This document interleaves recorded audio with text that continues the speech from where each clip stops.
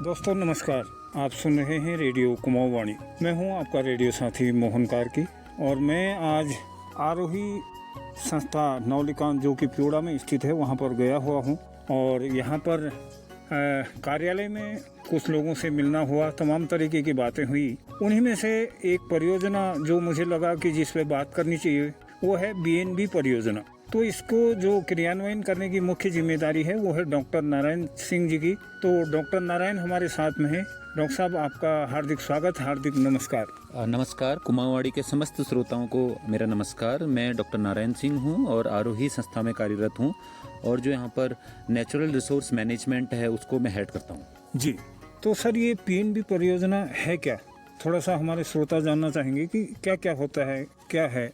देखिए कार्की जी, जो वीएनबी परियोजना है ये एक हमारी बहुत ही महत्वाकांक्षी परियोजना है जिसमें कि हम करीब 200 वन पंचायतों के साथ में एक बृहद स्तर पर वृक्षारोपण कार्यक्रम कर रहे हैं। और इसका जो उद्देश्य है, एक तो जो यहाँ की जो वन पंचायतें हैं, और आपको ये भी पता है कि पूरे देश में वन पंचायतों का अस्तित्व केवल उत्तराखंड में है और उत्तराखंड में वन पंचायतें आज भी बहुत सुदृढ़ रूप में कार्य कर रही हैं। तो हम 200 वन पंचायतों के साथ में जो यहाँ की स्थानीय प्रजातियां हैं, लगभग हमने में 16 प्रजातियों को लिया हुआ है। तो इसका वन पंचायतों में हम इसका एक बृहद वृक्षारोपण कर रहे हैं और इसमें हमने 5 जो डिस्ट्रिक्ट हैं कुमाऊं के उनको लिया हुआ है, जिसमें नैनीताल, अल्मोड़ा, बागेश्वर, चंपावत और पिथौरागढ़ है।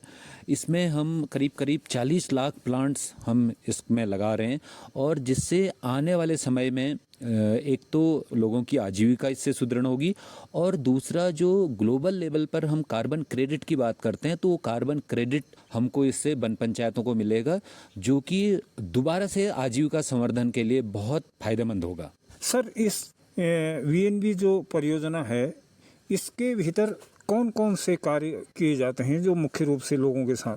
बहुत अच्छा प्रश्न आपने किया है। तो सबसे पहली बात है, अगर हम 40 लाख प्लांट्स लगाने की बात कर रहे हैं तो आजीविका एक पहला इसका एक उद्देश्य है। तो हमने इसके लिए डिसेंट्रलाइज जो विकेंद्रीकृत नर्सरियों की स्थापना हमने गाँव में की है और छोटी छोटी नर्सरियां हम स्थानीय लोगों के सहयोग से उनको कर रहे हैं। उसमें हम उनको बीज दे रहे हैं, उनको टेक्निकल जानकारी दे रहे हैं और जब हमारा प्लांटेशन टाइम होता है उस समय एक सर्टेन प्राइस पर उसको खरीदते हैं जिससे कि जो एक आजीविका उससे सुदृढ़ होती है।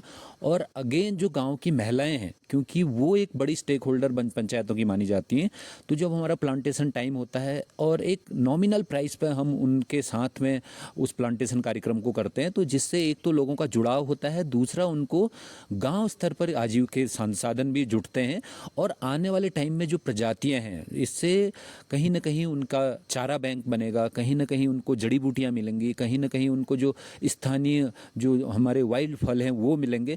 तो एक तरीके से बहुत ही महत्वाकांक्षी परियोजना है और निसंदेह आने वाले समय में ये वन पंचायतों के सुदृढ़ीकरण के लिए बहुत फायदेमंद होगी। बहुत अच्छी बात है सर। और बहुत अच्छी बात है सर, हम जो कार्यक्रम को, इस परियोजना को अपने लक्ष्य की तरफ ले जाते हैं तो इसमें मुझे लगता है कि क्रियान्वयन एक बहुत जरूरी पार्ट है। तो कैसे हम इसको गांव के साथ इम्प्लीमेंट करते हैं, कैसे लोगों को जोड़ के आगे चलते हैं? देखिए कार्की जी, जो आरोही की कार्य प्रणाली है इससे आप वाकिफ हैं, ये हमेशा समुदाय आधारित एक ऑर्गेनाइजेशन है और जो हमारी जो फाउंडर डॉक्टर ऊना थी उनका भी सपना ये था और वो प्लांटेशन और जो फॉरेस्ट्री और जो वनीकरण उनके बहुत क्लोज था। उनकी जो उन्होंने कार्य यहाँ पर शुरू किया था तो इसी को शुरू किया था। तो जो हमारी कार्य प्रणाली है बहुत ही पारदर्शी कार्य है और उसमें जो सबसे बड़ा सहयोग है वो स्थानीय जनमानस का है। उनके सहयोग से ही हम इस पूरी परियोजना को कर रहे हैं। और जैसा कि मैंने आपको बताया कि चाहे वो नर्सरी एस्टेब्लिशमेंट में हो, चाहे वो प्लांटेशन में हो, चाहे उसके इंटरमीडिएट ऑपरेशन में हो। और इस परियोजना की एक बहुत अच्छी बात मैं आपको बताऊंगा, इस साल आपने देखा होगा कि जो जंगलों में आग का एक बहुत ही बड़ा प्रकोप रहा है, तो इसमें हमने स्थानीय स्तर पर, अपने स्तर पर वन सुरक्षा समितियां गठित की हैं और करीब करीब 80 वन सुरक्षा समिति हमने गठित कर दी हैं, और जिसमें कि स्वैच्छिक रूप से गांव के लोग, गांव की महिलाएं, गांव के पुरुष, गांव के बच्चे, गांव के लोग आकर के अपनी फायर, जो जिसको कहते हैं फायर मिटिगेशन मीजर्स, उनको अपना रहे हैं और अपनी वन पंचायतों को आग से बचाने का भी प्रयास कर रहे हैं। और साथ साथ में इसके पैरेलल हमने बहुत सी दूसरी परियोजनाओं को भी हम इसमें जोड़ रहे हैं। अभी पिछले दिनों ही जो खास करके ओखलकांडा और बेताल घाट के लिए हमने क्या किया है कि जो आजीविका संवर्धन के लिए हम जामुन का एक बहुत बड़ा प्लांटेशन प्रोग्राम कर रहे हैं, और जिसके लिए हमें सहयोग जो ल्यूकॉस TVS पंतनगर के द्वारा हमको दिया गया है।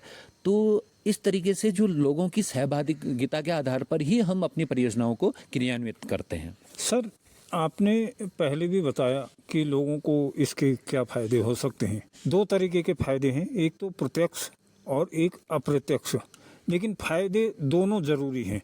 तो अगर हम इस योजना को देखें, आज की जनरेशन कहें या आज की जो लोग हैं, वो प्रत्यक्ष फायदा की तरफ ज़्यादा आकर्षित होते हैं। तो अगर हम इस BNB परियोजना को देखते हैं तो समुदाय को सीधे दिखने वाले क्या बेनिफिट्स होंगे? बिल्कुल, क्योंकि अगर समुदाय जुड़ता है और समुदाय कोई कार्यक्रम करता है तो निसंदेह उसको फायदा होना चाहिए।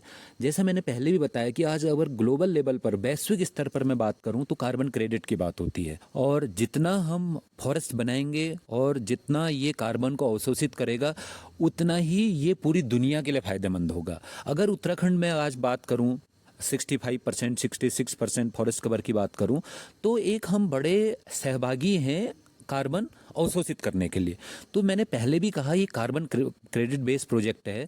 आने वाले समय में जिस तरीके का हमारा सर्वाइवल रहेगा तो कुछ न कुछ धनराशि कार्बन क्रेडिट के रूप में आरोही को मिलेगी, स्थानीय वन पंचायतों को मिलेगी, और वो धनराशि को वो वन पंचायत, वो ग्राम पंचायत, वहाँ के स्थानीय लोग अपनी किसी भी आजीविका संवर्धन की किसी भी गतिविधि में लगा सकता है। एक तो इसका डायरेक्ट फायदा ये है। दूसरा, मैंने कहा कि स्थानीय स्तर पर जो प्रजातियां हमने चयनित की हैं, वो जो कम्युनिटी है, जो स्थानीय यहाँ पर लोग हैं, उनकी मांग के आधार पर हमने इसको किया हुआ है। इसमें फोडर की प्रजातियां भी हैं, इसमें जंगली फल की प्रजातियां भी हैं, और इसमें ऐसी प्रजातियां भी हैं जिसको हम मतलब फॉरेस्ट के किनारे किनारे लगाएं और जो जंगली जानवरों का आतंक है वो थोड़ा कम हो। तो इस तरीके का एक मिक्स हमने ये सब कुछ रखा हुआ है। तो आने वाले टाइम में, क्योंकि वन पंचायत क्योंकि वो लोगों की पंचायत है, उसमें उनके कुछ राइट कंसेशन हैं, कुछ हक हकूक हैं, तो उसमें से कुछ वो निकाल भी सकते हैं, कुछ लगा भी सकते हैं। तो इस तरीके का एक मिक्स से प्रयास है, और निसंदेह आने वाले टाइम में प्रत्यक्ष और अप्रत्यक्ष रूप में दोनों स्तर पर बृहद रूप में स्थानीय लोगों को इसका फायदा होगा। बहुत बहुत धन्यवाद डॉक्टर साहब, आपने महत्वपूर्ण जानकारी दी, और हम उम्मीद करते हैं कि PNB जो परियोजना है ये अपने लक्ष्य तक पहुँचे और लोगों को इसका बेनिफिट भी मिले। इन्हीं सब बातों के साथ लेते हैं आपसे इजाज़त। बहुत बहुत धन्यवाद। धन्यवाद।